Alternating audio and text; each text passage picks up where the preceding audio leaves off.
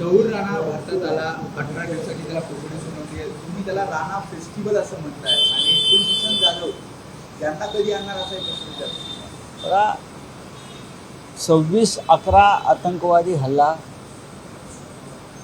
हा देशावरचा दहशतवादी हल्ला आणि त्यामागे 100% पाकिस्तानमधील दहशतवादी संघटना आहे. हे जेव्हा हल्ला सुरू होता ताजमध्ये, GT, छत्रपती शिवाजी टर्मिनस, हे ज्या प्रकारे त्यांचा डायलॉग सुरू होता तिथून स्पष्ट आहे. त्यातले प्रमुख जे कसाब बरोबरचे लोक होते 8 ते मारले गेले, पोलिसांनी किंवा कमांडोंनी मारले.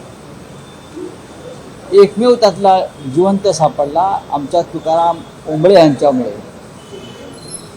तो कसाब. त्या कसाबलाही मुंबई पोलिसांच्या अथक प्रयत्नाने तो फासावर लटकवला गेला. या सगळ्याचा सूत्रधार हा जो तवाहूर राणा आणि हेडली, त्यातला राणा हा आता परत त्याला भारतामध्ये आपण आणलेलं आहे. त्याचं स्वागत केलं पाहिजे. या सगळ्या प्रयत्नातून एक दहशतवादी आपल्या हाताला लागला आणि त्याला अमेरिकेतून आणला, याचं नक्कीच कौतुक आहे. पण भारतीय जनता पक्षाने एक ठरवायला पाहिजे की हा जो राणा आहे त्याला या देशामध्ये खटला चालवण्यासाठी आणि खटला चालवून त्याला फासावर लटकवण्यासाठी आणलेलं आहे की क्रेडिट घ्यायला आणलेलं आहे.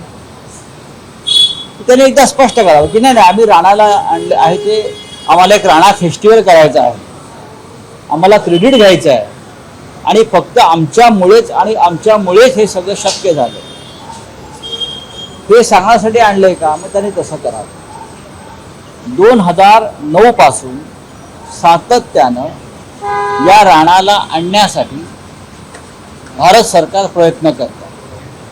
भारत सरकार म्हणतोय, ते मोदींचं सरकार आहे किंवा UPA सरकार आहे असं म्हणणं अयोग्य आहे. 2009ला या राणा आणि हेडली विरुद्ध NIAनं पहिली FIR लॉन्च केली. 2009 साली NIAनं पहिली FIR लॉन्च केली राणा आणि हेडली विरुद्ध. त्यानंतर NIAचं एक पथक हे शिकागोला जाऊन, अमेरिकेत जाऊन राणाची आणि हेडलीची चौकशी करून आले. तेव्हापासून ही प्रक्रिया सुरू आहे. 2012 साली विदेश मंत्री सलमान खुर्शीद, त्यावेळेचे 2012 साली विदेश मंत्री सलमान खुर्शीद आणि तेव्हाचे आपले विदेश सचिव जे होते त्यांनी अमेरिकेत जाऊन राणाच्या भारतात पाठवण्यासंदर्भात अमेरिकन सरकारशी, हिलरी क्लिंटन यांच्याशी चर्चा केली. त्यांच्या ज्या सेक्रेटरी होत्या परराष्ट्र खात्याच्या, तेव्हा त्या प्रमुख होत्या, त्यांच्याशी चर्चा केली. ही एक निरंतर चाललेली प्रक्रिया आहे. याच्यामध्ये मी भारत सरकार म्हणतो, आम्ही भारत सरकार म्हणतो, कोणताही पक्ष नाही. क्रेडिट घ्यायला आणलंय का तुम्ही? मग तसं जाहीर करा. मग त्याचे पुतळे उभारा आणि खाली बसून फोटो काढा, माझ्या पोल्याला म्हणावं. या देशाच्या सुरक्षेचा प्रश्न आहे आणि तुम्ही क्रेडिट कुठलं घेताय? मग तुम्ही पुलवामाचं क्रेडिट घ्या, कुलभूषण जाधवला तुम्ही अद्याप सोडवू शकलेलं नाही त्याचे क्रेडिट घ्या. एक एक्स रिटायर्ड नेव्ही ऑफिसर जो पाकिस्तानच्या तुरुंगामध्ये अनेक वर्ष खितपत पडलेला आहे, मग घुसून आतमध्ये घुसा आणि त्यांना घेऊन या ना. राजनाथ सिंग वगैरे लोक म्हणतात ना, भारतीय जनता पक्ष घुस कर लेके आएंगे, घुस कर मारेंगे. मग कुलभूषण जाधव यांना घेऊन या, नीरव मोदी यांना घेऊन या, मेहुल चोक्सीला घेऊन या. आज आपण सामना वाचला असेल, त्यात म्हटलंय क्रेडिट कसलं घेताय तुम्ही? दहशतवादाचं. काही गोष्टी तुम्ही सोडून द्या. बिहारच्या आणि पश्चिम बंगालच्या निवडणुकांच्या आधी या राणाला फासावर देतील आणि संपूर्ण देशामध्ये परत तो राणा फेस्टिवल साजरा करेल, ही यांची योजना आहे. या देशामध्ये महागाई प्रचंड वाढलेली आहे, ट्रम्पच्या टेरिफमुळे हाहाकार वाजलेला आहे, अशा अनेक गोष्टी आहेत. त्याच्यामुळे अनेक गोष्टी ते मुहूर्त पाहून करतात. जसं ज्या दिवशी टेरिफ लावलं त्या दिवशी वक्फ बोर्डाचं बिल आणलं आणि काल राणा आणलं, असे यांचे हे फेस्टिवल सुरू असतात. नाही, पण राऊत साहेब, यामध्ये असं आहे की बहुधा ही पहिल्यांदाच अशी वेळ आहे की अमेरिकेतून एखादा दहशतवादी, तोही जिवंत, भारताला सुपूर्द केला जातो आहे. तर अशा वेळेस मोदी आणि ट्रम्प यांच्यामध्ये असलेले मैत्रीचे संबंध, मला असं वाटत नाही. अलीकडच्या काळात मोदी आणि ट्रम्प यांची झालेली भेट यातही बघा, मोदी याच्या प्रत्यार्पणाचा विषय होता, असं तुम्ही ऐकलं? हे सांगितलं जातं. तुम्ही दोघांची चर्चा ऐकलीत? मोदींना घ्यायला ट्रम्प त्या दिवशी बाहेर सुद्धा आले नाहीत व्हाईट हाऊसच्या. काही बोलता काय तुम्ही? कसंही बोलायचं? चर्चा तर झाली. कायदेशीर प्रक्रियेतून त्याला आणलेलं. याच्या आधी युरोपच्या राष्ट्रातून म्हणजे पोर्तुगालमधून अबू सालेमला आणलेलं आहे. अबू सालेमला 2005 मला वाटतं त्याच दरम्यान आणला ना. त्यासाठी सुद्धा कायदेशीर आणि न्यायिक प्रक्रिया पार पडावी लागली. यंत्रणांचे यश आहे का? नक्कीच हे आपल्या भारत सरकारचं यश. मी भारत सरकार म्हणतो, हे आपल्या यंत्रणांचं, NIAचं, आपलं परराष्ट्र खातं, त्याची डिप्लोमॅसी, याचंही यश आहे. आणि त्याचा कोणत्या पक्षाशी संबंध नसतो. पाकिस्तान नेहमी दोन्ही नव्यांच्या भूमिकेत होता. आजही आहे. कसाबच्या काळात सुद्धा कसाब हल्ला करत असताना त्याला पाकिस्तानमधून त्याचा जो आका होता तो सूचना देत होता, तरीही पाकिस्तान म्हणत होतं तो मी नव्हे. आता तर म्हणणारच, कारण हा जो गृहस्थ आहे हा अमेरिकन नागरिक आहे. एक आताची भेट अशी आहे, तुम्हाला काही माहिती आहे का? इम्तियाज जलील हे मातोश्रीवर आलेले आहेत. ना, माझ्याकडे माहिती नाही. मी आता दिल्लीतून आलेलो. नाही, पण काही उद्धव ठाकरेंशी असं काही तुमचा संवाद झाला नाही असेल? मला काय असेल तर काय माझ्याकडे त्याविषयी माहिती नाही. मातोश्रीवरती अनेक लोक, प्रमुख लोक नेहमी चर्चेसाठी येत असतात. त्यात एक इम्तियाज जलील आहे. केंद्रीय गृहमंत्री अमित शहा 2 दिवसांच्या महाराष्ट्र दौऱ्यावर आहेत, रायगडला पण भेट देणार आहेत. हो, मग रायगडला भेट देणार आहेत. पुढे काय? त्यांना छत्रपती शिवाजी महाराज त्यांना कधीच आशीर्वाद देणार नाहीत. या लोकांना, ज्याने छत्रपती शिवाजी महाराजांचा अखंड महाराष्ट्र तोडण्याचं स्वप्न पाहिलेलं आहे, मुंबई लुटण्याचं स्वप्न पाहिलेलं आहे, छत्रपती शिवाजी महाराजांच्या प्रेरणेतून निर्माण झालेली शिवसेना तोडण्याचा प्रयत्न केला आणि महाराष्ट्र कमजोर केला, त्यांना छत्रपतीच्या पायाशी स्थान मिळणार नाही. बघा, असं आहे की ज्यांच्या प्रेरणेतून गद्दारीची बीजं रोवली त्यांच्या घरी जर जाऊन कोणी जेवणार असेल, हे स्वागत आहे. मन की बात होऊ द्या ना, होऊ द्या. तटकरे यांचे ते नेते आहेत, अजित पवार त्यांचे नेते नाही आहेत. एकनाथ शिंदेचे नेते अमित शहा आहेत.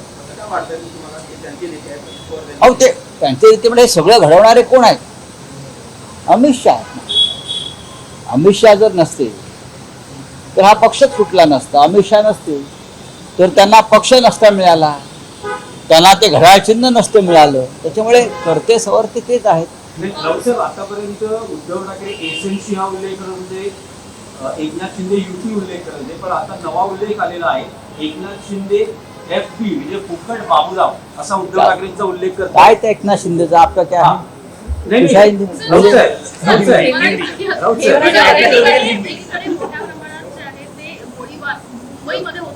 नागपूरला होत आहेत.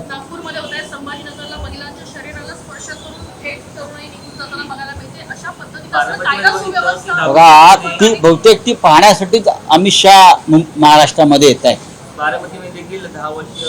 या महाराष्ट्रामध्ये कोणत्याही प्रकारची कायदा आणि सुव्यवस्था उरलेली नाही आणि आपण गृहमंत्री आहोत या महाराष्ट्राचे.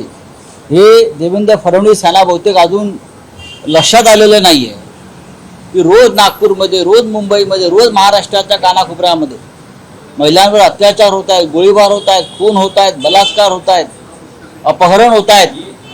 आणि आमचे मस्त मौला देवेंद्र फडणवीस राजकारण करत फिरत आहेत. आप सोशल मीडिया से ज्यादा नाराज नहीं है, बीजेपी से नाराज क्या? आप सोशल मीडिया से ज्यादा, क्योंकि आपने एडिटोरियल में लिखा कि सोशल मीडिया पे जिस तरीके से हो क्या, लेकिन जिस तरह से मोदी रिगार्डिंग व्हाट? प्रभु राणा हाँ। अपने एडिटोरियल को हिंदी में बताइए। ये बात ऐसी है कि एक आतंकवादी जिसका सीधा संबंध पाकिस्तान से है, आतंकवादी गुटों से है, चाहे हिजबुल्लाह हो चाहे और हो, जिसने 26/11 का इस देश पर आतंकवादी हमला करने में एक बड़ी भूमिका निभाई थी, ऐसी व्यक्ति, ऐसा आतंकवादी का आका अमेरिका से अगर इंडिया में लाया जाता है तो उसका स्वागत करना चाहिए हमारे एजेंसी का, भारत सरकार का प्रयासों का। लेकिन मुझे भारतीय जनता पार्टी का जो रवैया है वो ठीक नहीं है। आपने ये तवव्वुर राणा जो है उसको, उसके ऊपर मुकदमा चलाकर उसको फांसी पर लटकाने के लिए यहाँ लाया है या सिर्फ क्रेडिट लेने के लिए लाया है कि हमने लाया। ये बात ठीक नहीं है। आप तो राणा फेस्टिवल करने जा रहे हो, जिस हमने सामना में कहा कि राणा फेस्टिवल करने जा रहे हैं, राणा फेस्टिवल करेंगे। 2009 से ये प्रक्रिया चल रही है। 2009 से एनआईए ने उनके खिलाफ एक एफआईआर लॉन्च किया, हेडली और राणा के खिलाफ 2009 में। बाद में एनआईए की एक टीम अमेरिका में जाकर उनसे पूछताछ करके आई। मेरे हिसाब से 2012 में उस वक्त के विदेश मंत्री सलमान खुर्शीद और वहाँ उस वक्त के विदेश सचिव अमेरिका में जाकर वहाँ के एडमिनिस्ट्रेशन से चर्चा किया है उसके प्रत्यार्पण के बारे में। अब जाकर हमें 2025 में उस बारे में सफलता मिली, क्योंकि एक न्यायिक प्रक्रिया वहाँ चल रही है। हर देश का कानून होता है। अगर हमारे देश से किसी अपराधी को दूसरे देश में देना है तो यहाँ का कानून फॉलो करना पड़ेगा। वैसे अमेरिका का कानून है। जैसे अबू सालेम को लाया पुर्तगाल से, उनका भी कानून है। जब हमारे एजेंसी ने उनको लाया तो वहाँ का कानून है आप किसी को फांसी नहीं दे सकते, मृत्युदंड नहीं दे सकते, तो हमको कानून फॉलो करना पड़ रहा है। तो ऐसा ये राणा का है, तो राणा को लाया है, अच्छी बात है, लेकिन आप राणा फेस्टिवल मत करिए। हमें पूरा भरोसा है ये राजनीति कर रहे हैं और बिहार चुनाव से पहले राणा को फांसी पर लटका देंगे और पूरे देश में डंका पिटाएंगे, देखो राणा को हमने फांसी दी। अरे भाई, कुछ राष्ट्रहित की बातें होती है, सुरक्षा की बात होती है, गंभीरता से ले लो। अरे छोड़ा हो। सर, जब आप कहते हैं कि बिहार चुनाव के समय तवव्वुर राणा को फांसी दी जाएगी, तो इसमें कोई अहम तर्क है या ये आपका अनुमान है? मैं हमेशा तर्क पर बात करता हूँ, मैं कभी अनुमान पे बात नहीं करता हूँ, और मैंने जो भी तर्क दिए हैं वो कभी झूठे साबित नहीं हुए। सर, इस साल के अंदर ट्रायल हो जाएगा और फांसी भी हो जाएगी, होनी आपको लगता है चाहिए। इंडियन जुडिशियल सिस्टम में इतना बात ऐसी है कि ये कर देंगे ना, चुनाव के लिए कुछ भी करेंगे, चुनाव के लिए कुछ भी कर सकते हैं ये लोग। उनके ऊपर आप बहुत फास्ट है ये लोग, इस मामले में फास्ट ट्रैक पर चलते हैं राजनीति उनकी। चलिए, थैंक यू।